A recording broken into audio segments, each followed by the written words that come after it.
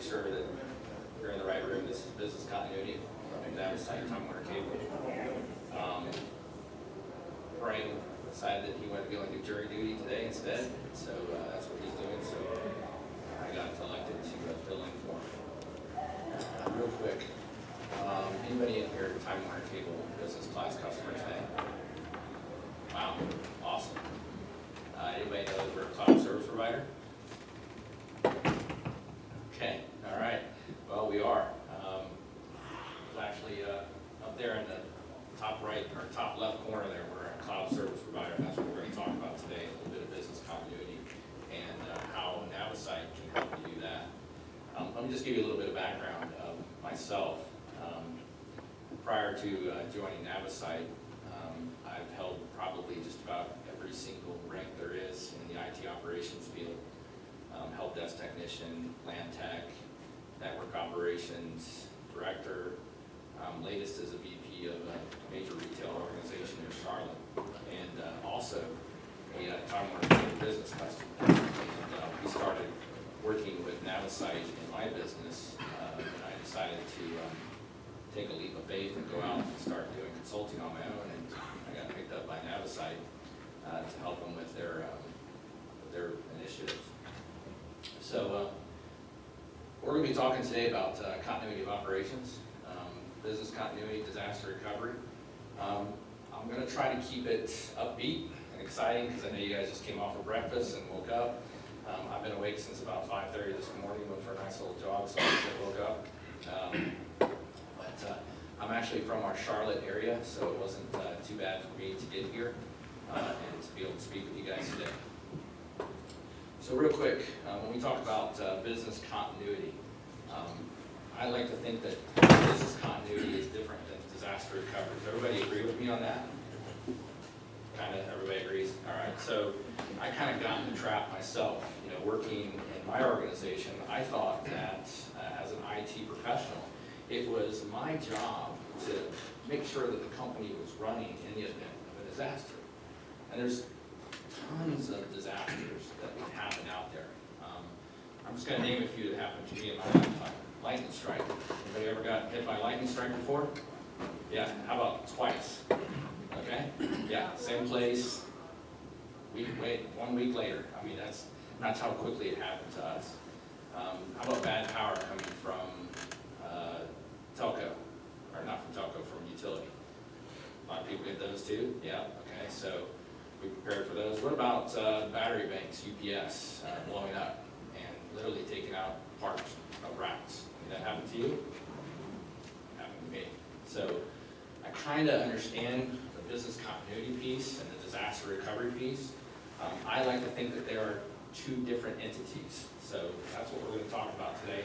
We're really going to talk about more of the disaster recovery piece because I like to think that the business continuity is more of the business centric, and then your disaster recovery is more of your data centric. So we're trying to back up data, whereas the business continuity is trying to make sure that the business is operating. Now we are talking about government entities here, so I'm going to make an assumption that everybody here has a business continuity plan that you guys play with every day and you test it on a monthly, annual basis. Yes. Yeah?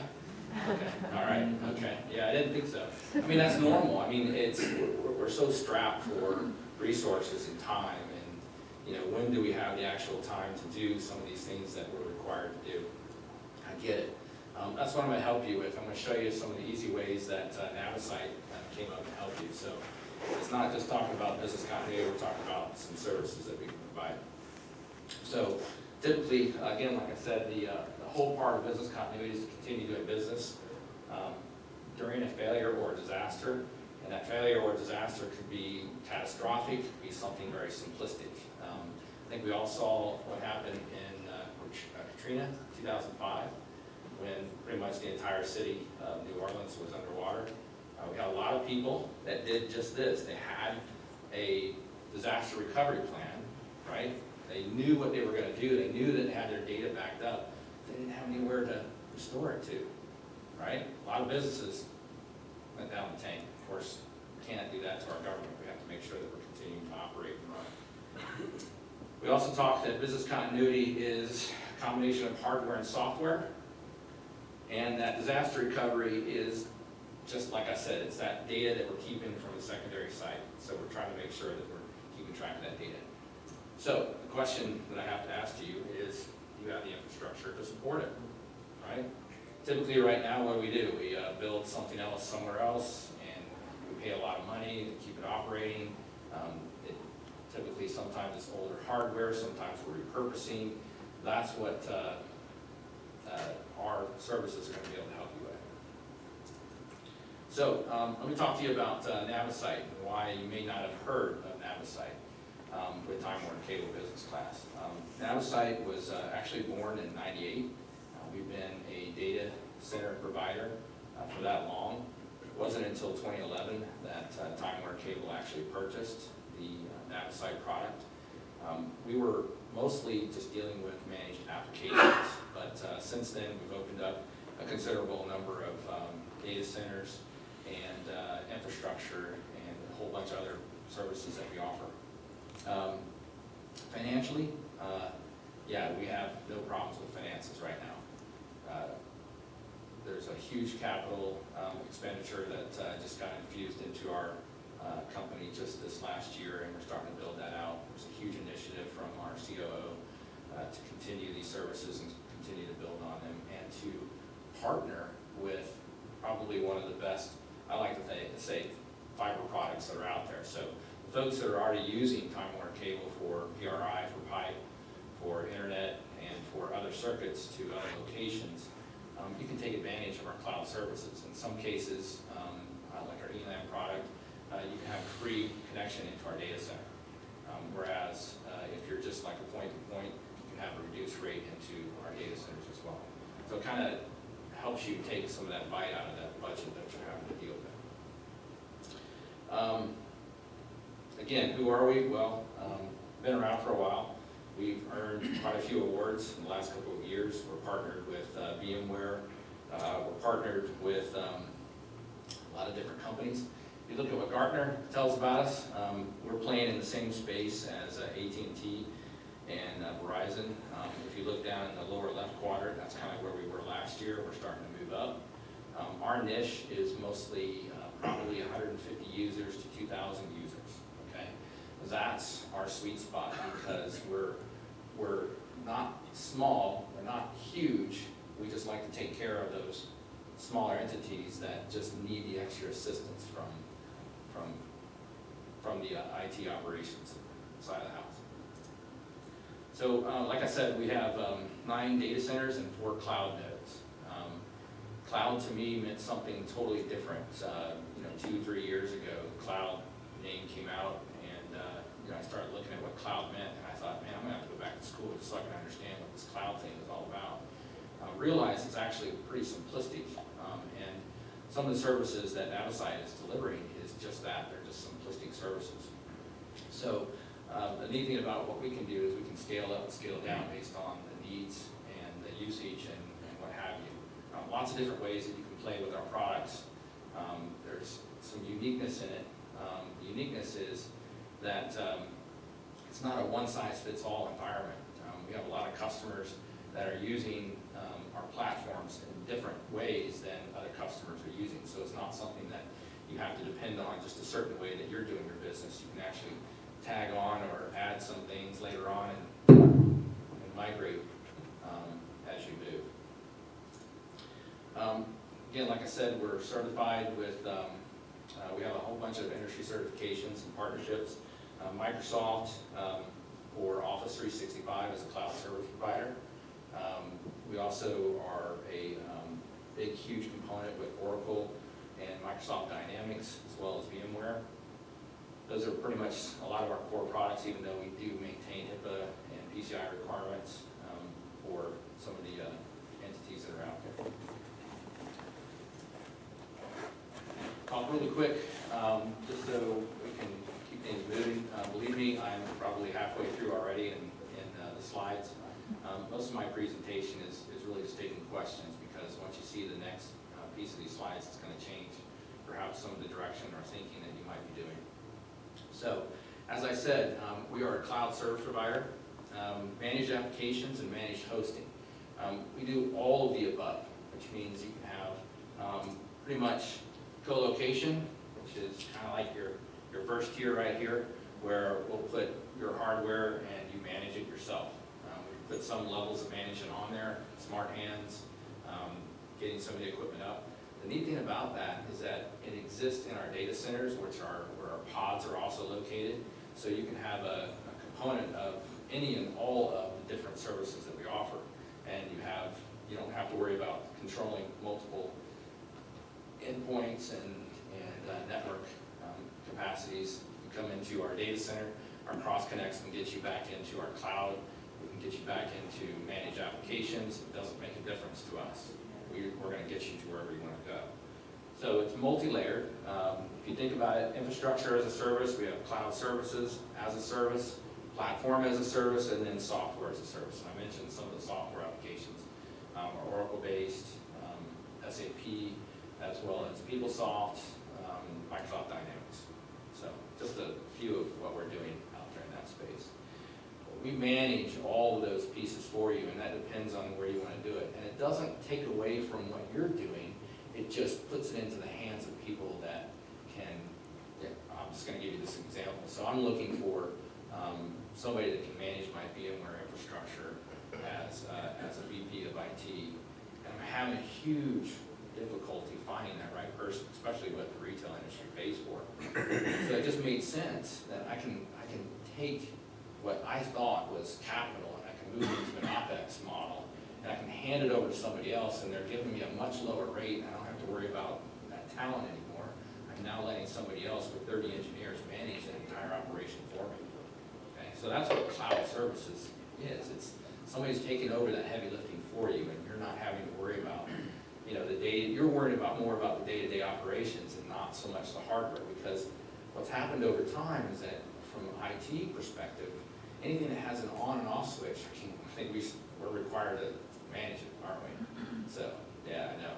Trust me, like I said, 20 plus years in the IT industry, I can't think of how many times I was asked to go fix the power. I don't know. It's one of those things, on, off. So, we have two compute platforms in our environment. One is based on the vSphere platform, and the other is based on vCloud. Internally we call it our Navic Cloud, which Director Suite, which is more of the self-help, self-service kind of environment, which you can spin up and spin down, and then we have a Navisphere, which is basically just what it is. It's the Sphere product. We're just managing all the components underneath it, right? So rather than for you to go out and manage the licenses for the operating system, manage the licenses for VMware, manage all the components that are underneath it for licenses for hardware, all those things, we're going to manage that for you. And we put it in two different environments because we have some folks that they just like to come in and, like the AWS crew or the Azure crew, we're just going to be a little bit different than them because we're going to give you more flexibility. In the Navicloud environment, we are a consumption-based model. So it's not pick out a size that you need and then load up your server, and then you find out that your server is it's obsolete now because you don't have enough compute space. You've got to migrate that over to another server just because of the way that their marketing and their management goes. Well, we allow you to go ahead and make those adjustments on the fly, and we charge you based on your consumption. So truly based consumption, which is what cloud services are supposed to be. So I'll give you an example of how that changes your environment, and I'll just give it to you. What I do is I compare it. If anybody's ever gone out and built something, they go out and you buy wood, and unfortunately you have to cut those pieces down to size. So if you went into Lowe's and you said, I need a 9-foot board, they're going to say, you need to buy a 10-foot board in order to get the 9-foot board. Well, we're the company that says you can buy the 9-foot board, okay? We're going to just charge you for 9 feet. Same way, we're going to charge you for what you use, what you consume, CPU, memory, and storage. So nothing difficult there. It's just it's our model. The platform itself. when we talk about the Sphere platform, I want to go deeper into it just so I can give you some examples of what makes it a little bit different than the NAVA Director. Is the Sphere product, we're going to use more physical hardware. So we're going to manage your firewalls for you, we're going to manage any of the load balancers if you need to, and then we're going to give you a connection back into our cloud.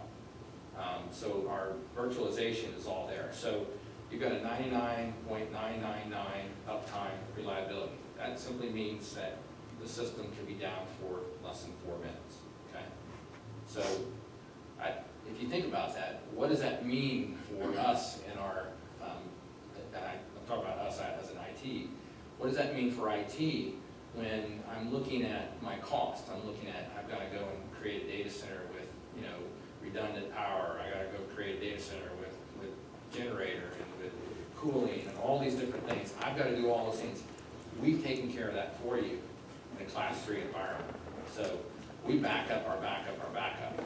So if we have a generator that is going to be going down for maintenance, we'll bring in another generator to back up the other generator that's there. If we have UPS systems going down, we'll bring in another UPS system in order to do our repairs. That's the type of data center that we're building. That's how we're able to give you the 5 nines availability. Okay? Pretty simplistic. The NCD platform, or our NAVA Cloud Director, is, again, what I was telling you, is a self-service model. It gives you the ability to turn up and turn down machines when you want to.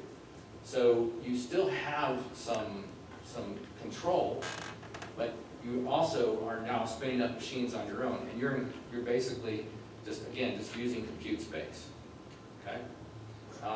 We built this model because we have a lot of customers that are, we have a lot of consultants that are out there that are trying to define space for their customers, and the director gave them that ability to do so, and at a least cost environment. Everything is virtualized. Your firewall is virtualized, your VPXs are virtualized, your disk virtualized, your network is virtualized, everything is virtualized all the way back.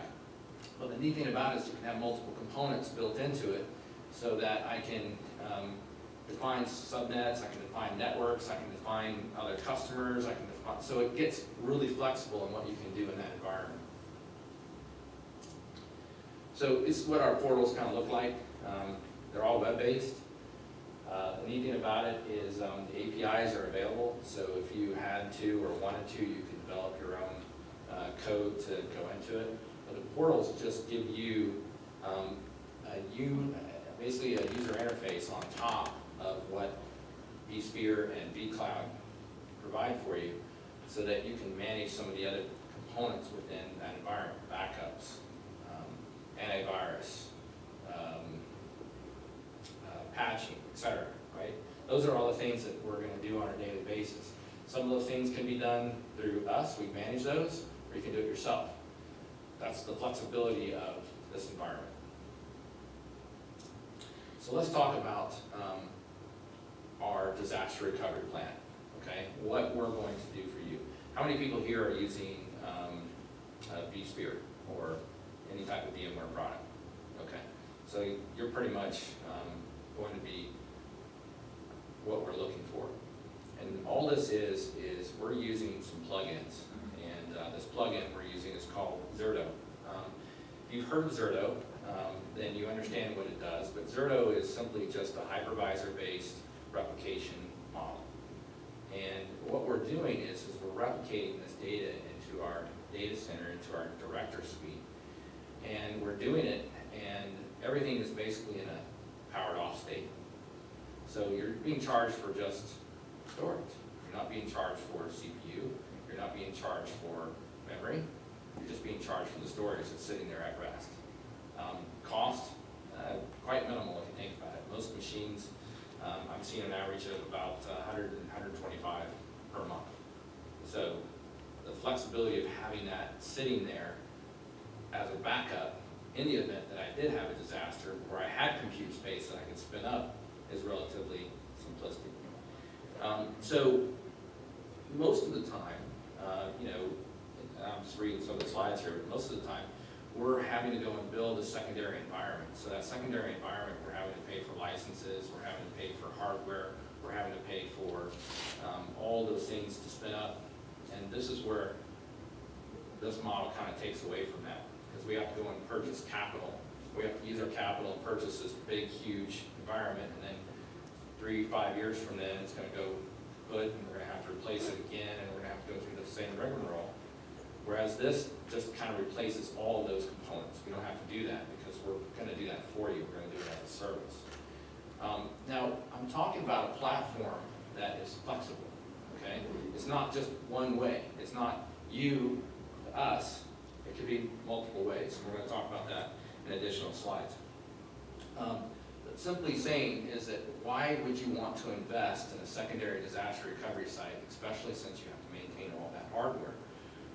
You can replicate your VMs at your intervals, whatever you need. NCD allows for logical groupings for particular machines. We call those virtual protection groups, so that you can define database servers and how you want them to replicate. And I can get more deeper into this if anybody's interested. I just don't want to do it from this perspective. But there's multiple ways that you can do it. It's not just one way. It's high, medium, low, and then we'll get into RPO and RTO in just a second. What's sweet about it is I told you that this particular model doesn't go just one way. And this slide is kind of, I think, missing an arrow, but I'll just give you an idea of what it means. So we'll just call customer A is replicating over into our cloud.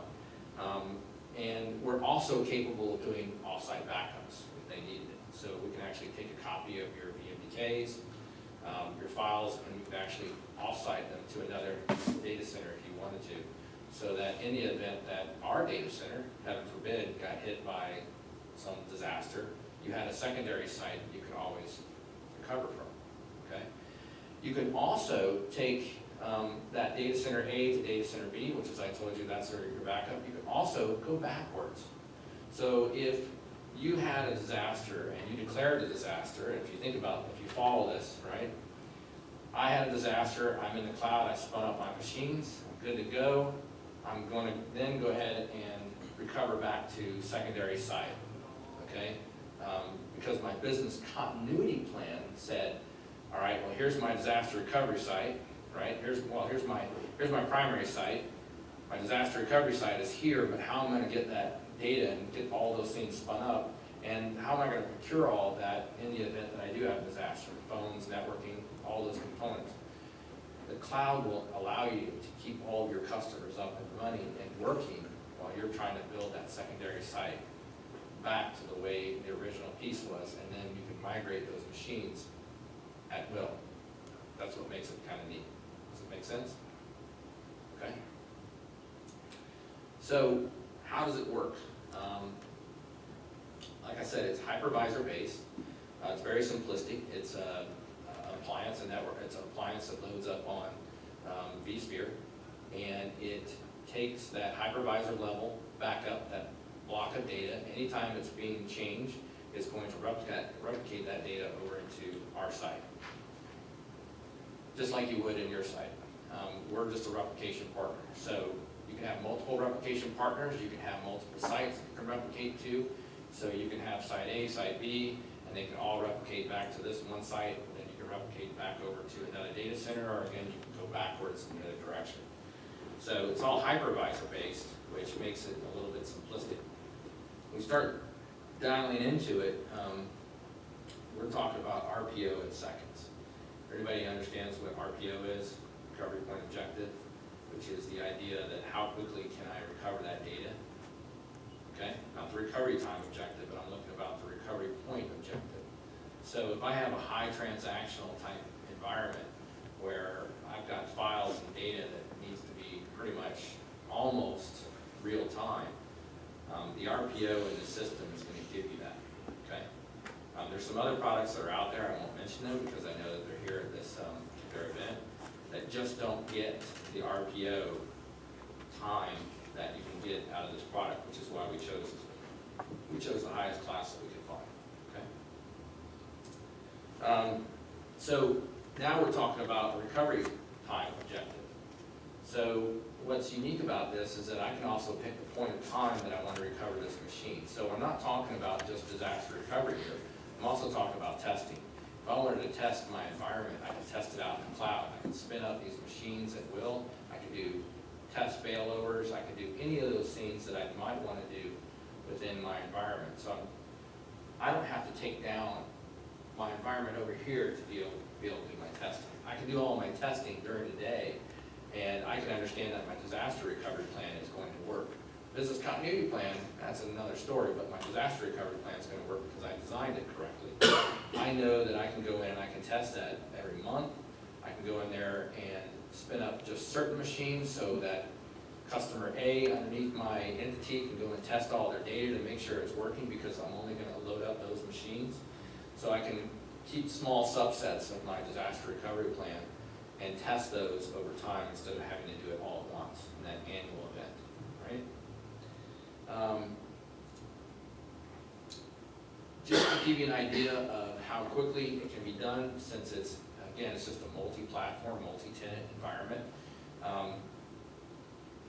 It literally takes less than 5 minutes to load up the appliance.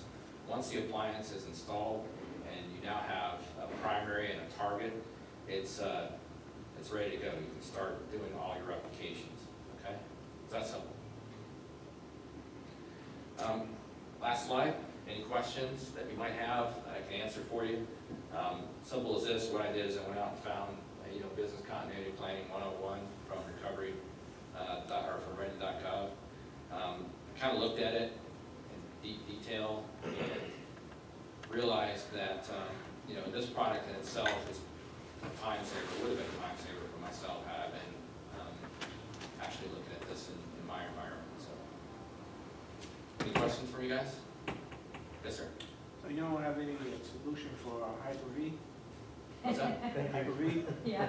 Yes, we actually do for Hyper-V, but it's not going to be this way. Unfortunately, we partner with Vision Solutions, which is double take, and you can, unfortunately, you would have to spin up those VMs and have them replicating data to data. So we can be your replication partner. It's just going to, your costs are going to be just a tad bit higher because you're going to be using your CPU and your memory space.